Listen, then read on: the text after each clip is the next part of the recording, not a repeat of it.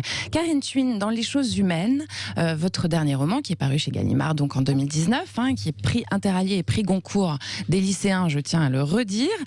Vous vous inspirez d'une affaire de viol, vous le disiez tout à l'heure, qui a eu lieu sur le campus de Stanford il y a quelques années.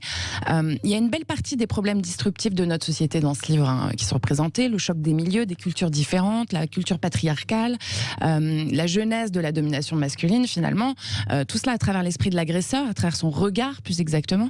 Est-ce un roman résolument féministe malgré son impartialité narrative ? Je le définirais pas comme un roman féministe. Je dirais que parce que c'est un livre qui ne prend pas parti, qui place le lecteur dans la position d'un juré d'assises. Et donc c'est à chacun, en fonction de son histoire, de ses codes, chacun va lire cette histoire et va avoir son propre avis. Et c'est aussi ce qui m'intéresse dans un livre, c'est que le lecteur soit actif, qu'on lui donne pas toutes les clés d'une problématique. D'où le ton impartial finalement en fait. Oui, effectivement, comme dans la neutralité comme dans un procès d'assises. Alors après, les personnages sont plus ou moins tous très colorés.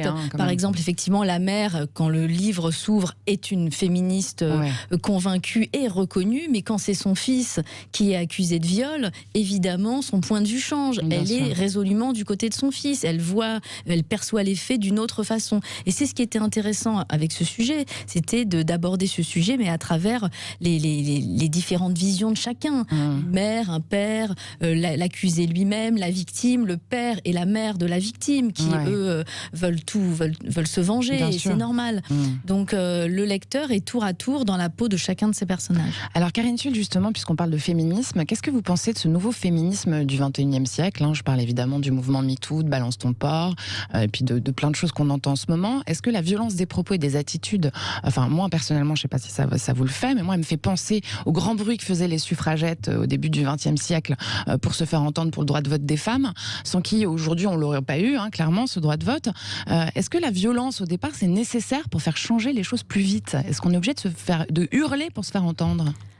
Oui, je crois que ça a été quand même un moment très important de libération de la parole, MeToo, parce que c'était un temps où on sentait qu'on pouvait dire les choses. Alors, on pouvait bien sûr dénoncer des viols, des agressions sexuelles, mais aussi d'autres abus, du harcèlement, des comportements dégradants. Donc, ça a quand même été un moment très important. Après, la question qui se pose, c'est est-ce qu'on doit mener ce combat seul contre les hommes ou avec les hommes ? Et en discutant avec des hommes de ma génération ou avec des hommes plus jeunes, je me rends compte que finalement ce combat, ils le partagent. Ils sont quand même sensibles à l'évolution des choses, à ce qui se passe, et ça il faut l'entendre. Moi je suis résolument dans ce combat aussi avec les hommes. C'est important parce qu'on ne peut pas se couper d'une partie de l'humanité pour faire avancer les choses de toute façon, c'est une évidence ça. Non, après c'est des partis pris. Vous avez aujourd'hui des féministes qui ont des discours très durs contre les hommes. Moi personnellement, à ces fameuses suffragettes, je ne les partage pas forcément,